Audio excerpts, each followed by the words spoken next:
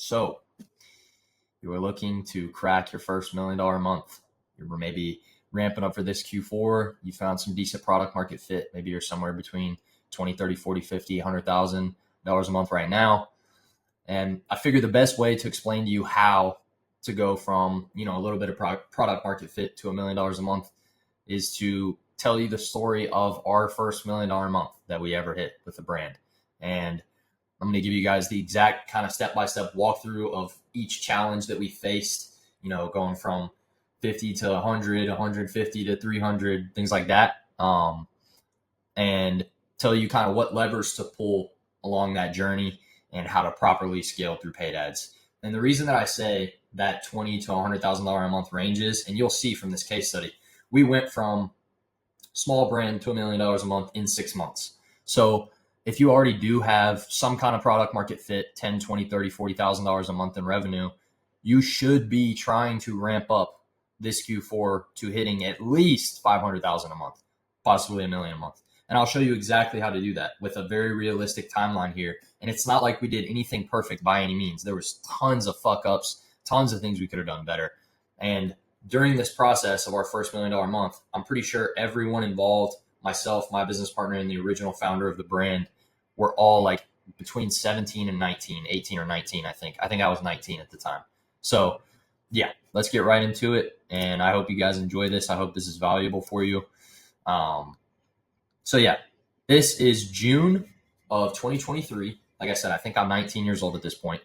And we come into this brand and they're doing 45K in a month. And this, you can see they don't have consistent ads. This was like a big viral TikTok that made them a bunch of money in one day. They don't really have any consistency. They don't have ads. They don't have emails. They're basically nothing. But what they do have is a lot of product market fit, or not a lot of product market fit, but they have a very good product market fit.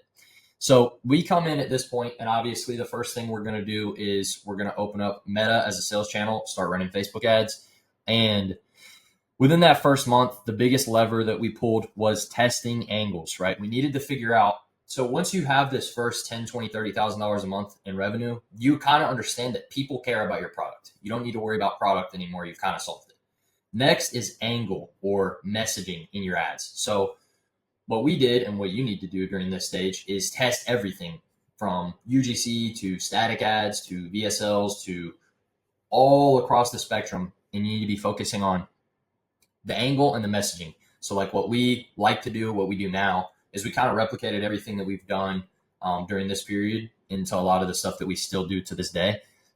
So we kind of rapid test with statics, which we can just, in our business in the agency, we can just rip out statics like crazy, 50 of them in a day or so. And that way we can test extremely cost effectively different angles and different messaging. Then we can go ahead and turn that into UGC and VSLs, just because video content and influencers and stuff typically takes longer and it's typically a little bit more expensive. So that's kind of the way we go about testing angles, is first we do it statics and then we go into UGC and VSLs. But going from 45K to 80K in a month, the main thing that happened was we were just testing stuff. We were sending out influence packages. We were testing tons of statics. It would be on model, not on model, just straight product shots, different headlines, different everything. Different. Also, I think we tested offer a little bit here, but I think offer came a little bit later in the journey. So then we go from, in July, we go from $80,000 a month to $150,000 in August. And the way that we do this is by creative volume. So we figured out what worked, right? In the month prior, we figured out what types of creatives worked.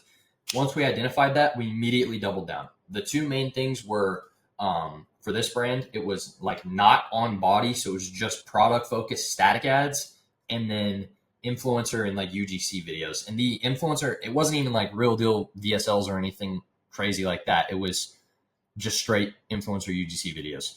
So we doubled down on those two types of creatives or creative verticals, whatever you want to call it, and just sent the fuck out of volume. So at this point, we're doing like 150K. That towards the end of this month is when we started to creep near 10K days. And like, from our opinion, doing this, scaling from, $0 to $1 million a month, there's levers that you hit, or not levers, levels that you hit. So immediately the first thing that you want to do is get to 1K a day, right? And we already basically kind of crushed that in this month. Then it's 2 to 3K a day. That was into this month, into beginning of this month. I guess we were already doing 5K days. But then once you hit 2 to 3K a day, the goal after that is to go to 10K a day. Or that's at least like how we view everything. There's like those levels. And then after that, it's up from there. Next is omnipresence. So last month we figured out, okay, we're ripping on Meta. We figured out what types of creatives, and then we created a system around how to make volume of those types of creatives. Then the month after that, we started to kind of introduce Google, and we started to introduce TikTok, mainly a little bit more heavy on TikTok because the reason being a lot of the UGC content that we were getting, they were posting as TikToks and they would do decently well. And then we would go run them on Meta and they would work well. And then we were just like, we might as well fucking run TikTok.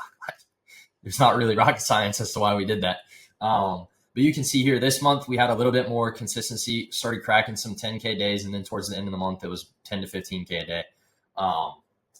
And then comes the bad time. The inventory issues, poor inventory forecasting, and we were scaling fast. I mean, like this brand, like this 45K month that I showed you guys up here, this was also their biggest month ever by 55%. So this guy, like this brand wasn't holding a whole lot of inventory 4 months ago, and now we're doing $250,000 a month. So that's something that can happen. And we scaled too fast. Our inventory was cooked, and we were actually really nervous because we're coming up on Black Friday, Cyber Monday, and we knew we were growing at a good rate. And what we did was negotiated a deal with their manufacturer that was extremely advantageous for us. He was very understanding because we were just young kids, and he was super understanding and low-key gave us an extremely cracked deal. And that's the type of stuff you can get when you have extreme momentum going like this, big swings. So during this downtime, like we didn't just take this downtime and be like, oh, we don't have any inventory, I'm going to just wait till my next drop. No. We put our foot on the fucking gas pedal during this month. We were running traffic campaigns to signups. We had a Restock Rocket on, which is like an app that if a size is sold out, because that's the real problem we had. We had a lot of different colors and sizes on this website. This is an apparel brand. So we had a lot of stuff in stock, but also a lot of shit that was out of stock. And then this big thing right here, this isn't even a SMS or an email blast.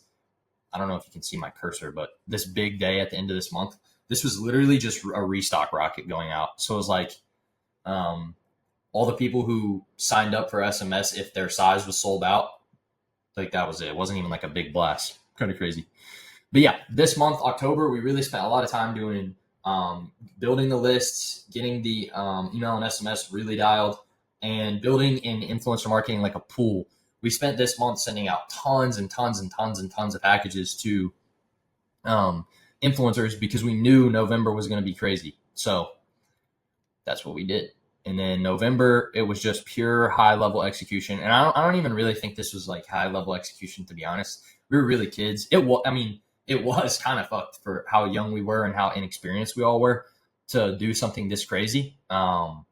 And then you can see basically from the title of the video, it's not clickbait. It's 88 euros. I think that's like 950K in dollars. And then technically it was a month because this is like November 26th, October 26th. We just do a 30-day span.